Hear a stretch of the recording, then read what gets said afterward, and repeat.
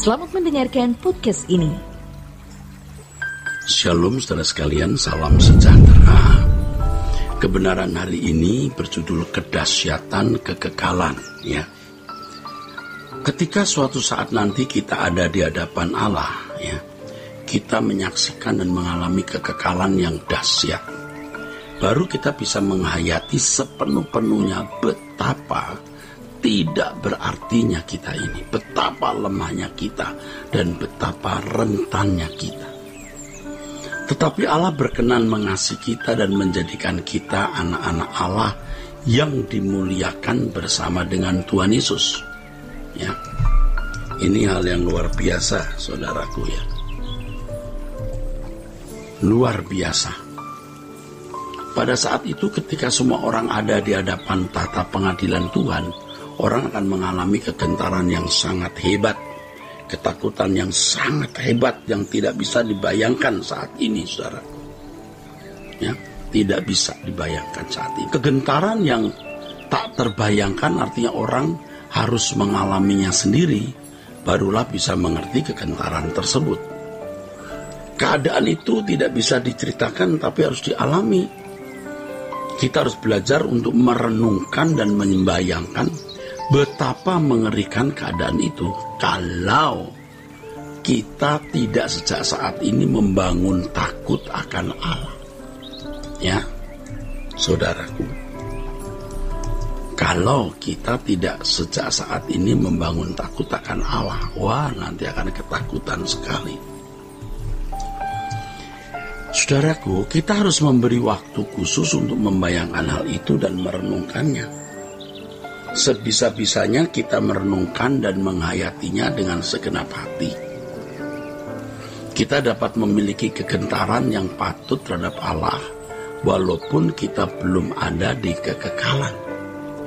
Jadi walaupun kita belum meninggal dunia dan belum ada di situasi atau keadaan di hadapan tahta pengadilan Allah, tetapi kita sudah bisa menghayati sebagian. Ya saudara, hal ini akan membangun kegentaran yang kudus terhadap Allah dan kesungguhan mempersiapkan diri menghadapi keadaan tersebut.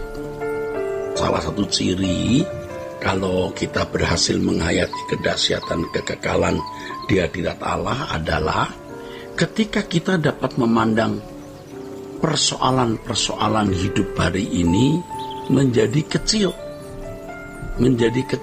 ya. Tidak berarti gitu maksudnya, saudara, ya. Nah,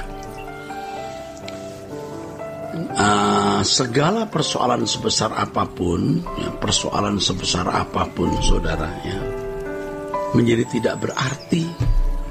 Jadi kalau kita sudah menghayati dan merenungkan kedahsyatan kekekalan, saudara, kita menemukan dan merasakan realita kehidupan, ya, yang sejati. Kita harus menguji, ya, diri kita masing-masing, seberapa kita benar-benar telah memiliki kegentaran akan Allah, ya, seberapa, ya, kita telah memiliki kegentaran akan Allah, saudara. Kalau seseorang bisa tercengkerami oleh suatu keadaan lebih dari kedahsyatan kekekalan di hadapan tahta pengadilan Kristus, maka pasti ada ketidaksetiaan di dalam hidup orang tersebut.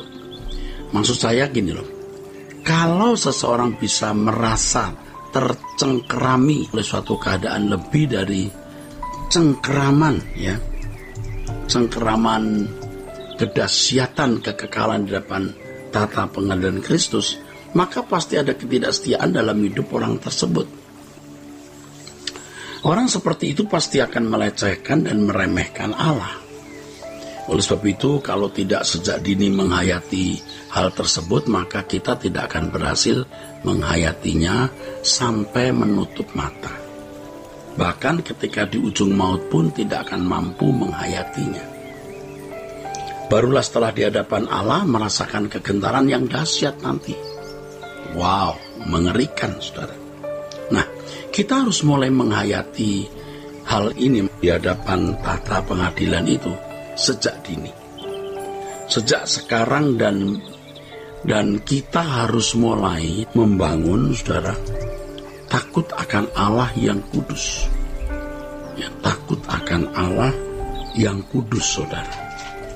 Takut akan Allah yang kudus mendorong kita untuk hidup kudus seperti Dia. Ada 2 berkat besar yang kita terima kalau kita benar-benar bisa menghayati kekekalan, saudaraku ya. Ada 2 berkat besar ya yang kita terima kalau kita bisa menghayati dengan benar kedahsyatan di hadapan tata pengadilan Allah itu. Nah, saudaraku, berkat yang pertama adalah kita menjadi lebih berhati-hati dalam hidup ini atau menjadi sangat berhati-hati. Kita akan lebih takut akan Allah. Nah, yang kedua, kita bisa meninggalkan percintaan dunia. Nah, selanjutnya kita bisa menjadi lebih tabah, lebih kokoh menghadapi segala situasi hidup yang berat dan sulit. Kita menjadi lebih menerima keadaan.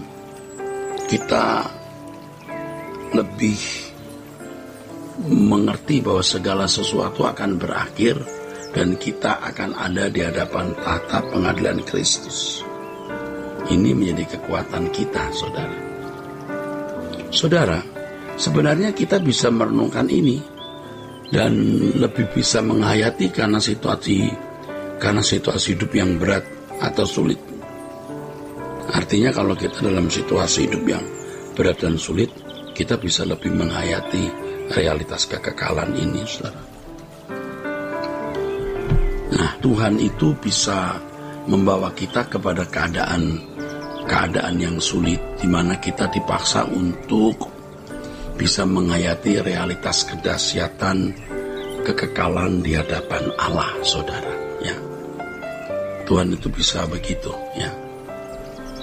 Ketika nama kita menjadi begitu buruk, banyak fitnah yang kita terima dan kita tidak tahu bagaimana membela diri, kemudian kita berdiam diri, hal tersebut menjadi berkat kekal.